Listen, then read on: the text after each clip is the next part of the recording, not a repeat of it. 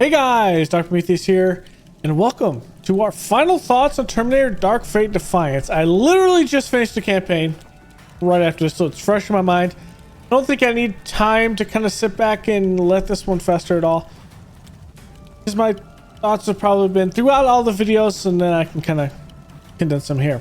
So Terminator Dark Defiance is set, obviously, in the Dark Fate universe of Terminator. If you don't know anything with that, it's not Skynet, it is Legion, because the idea in Terminator Dark Fate is Skynet was successfully destroyed or prevented, but an inevitable AI still takes over, who is Legion, who's credited for like cyber warfare, something like that, and ends up still doing the same thing because it's Terminator. So this is kind of set kind of towards the front part of that. I know a lot of the Hollywood, I think one of them, one of the recent Terminator ones, probably one of not the classic ones with Arnold, but there was one that was like in the future that was still about the resistance and that sort of thing. But that whole, I can't remember what the movie is off the top of my head. So the movie I was thinking of was Terminator Salvation. Like, this game gave me a lot of vibes from that. Because if you've ever seen that movie, and spoilers, but I mean, this is a movie that was like, I don't know, 12 years ago, with Christian Bale in it. The idea with that was Terminators haven't been made yet, so it's fairly early-ish in the war. In this, it's fairly early. It's about 10 to 15 years after Judgment Day. So Terminator Salvation kind of goes into that portion where you're still John Connor, but it is still Skynet in that one. And so how that differs from this is it's the same vibe, where ultimately, I'm trying not to do spoilers for the game itself, we're ultimately at the beginning of the war and fighting. So it's not like you're in a situation where it's impossible to win, because obviously you have to advance through. But the idea is you still have other capabilities that pop up in the game. Air support, which obviously if later on, if it was past that point, that wouldn't be a thing because of the machines. But if air support, you have also a mix-in of some of the old, like the technology from the future. So you have like plasma, laser weapons type deal. So I do like the vibe they're going with, that it is the alternate timeline with Legion, but also hitting that portion of one of my favorite Terminator movies, because it deals with the war later on in life. And was there T-800s, T-900s, or whatever the Terminator ultimately is. That is cool with that.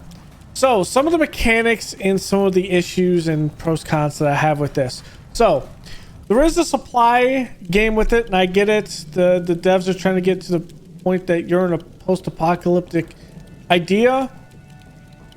But playing on the hardest difficulty, which is realistic, also affects your supply, which also affects your ability to play with some of the cool tools that you get later on in the game.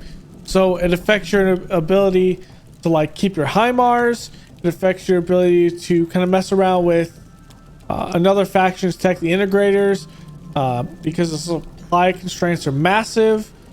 It feels like the game actually prevents you from wanting to use that, and their materials aren't better than yours either, which is kind of weird. And then some of the movement on the map, that can be constraining to allow you to build an army that you can actually have fun with, as opposed to being just down in minimum and just trying to win it with like the minimum amount of forces that you really can go with. It is weird that is the idea. I think this game would benefit from, I think it's what Battle Brothers does, where you have a map mode difficulty and then you have a battle difficulty. Yes, I'm bad at the battles too. There was one that I had to reduce the difficulty, and I just kind of stayed with hard because it was close to one of the last missions in the first place. But with this, it was a very, very fun experience with some quirks and some frustration. So I think that's the biggest one I like in my games, where say like XCOM, for example. Even in a long war, you're kind of building up, but you don't have a supply constraint that allows you to do anything. A lot of other games you'll have, like, say, money, say BattleTech, for example. You have a constraint to do missions to gain money, and through that you get better parts, better mechs that you can do, and some of which will cost you a little bit more as you upgrade stuff, like in the ship.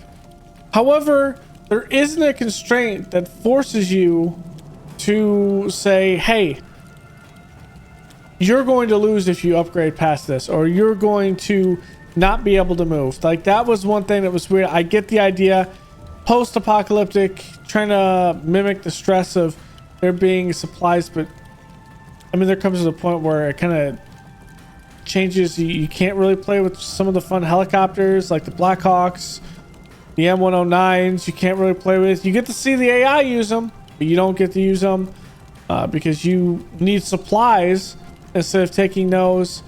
And yeah, there's some things that would change with it.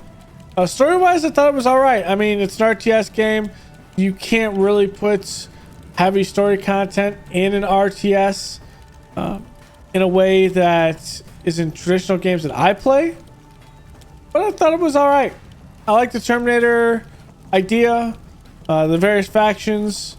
This is before the Resistance, so it's not a portion where you just have the Resistance and the machines. Like, you have a half machine, half human with the integrators.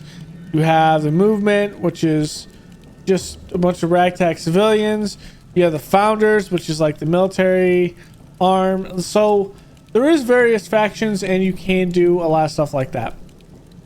Now, future stuff that I'd like to see in the game, obviously they're going to have a machine. I guess they're going to have a machine campaign, which seems interesting, but I mean, with that idea, you're already overpowered in this game as a machine.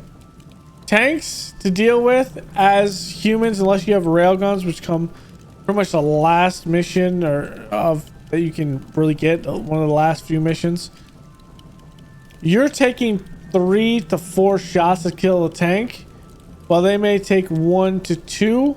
Typically they hit you once, your gun's out, and in that second shot is likely going to be a kill, as opposed to if you had rail guns like I had at the last mission. You just one shot everything through buildings, you just one shot everything. It felt magical. It felt awesome.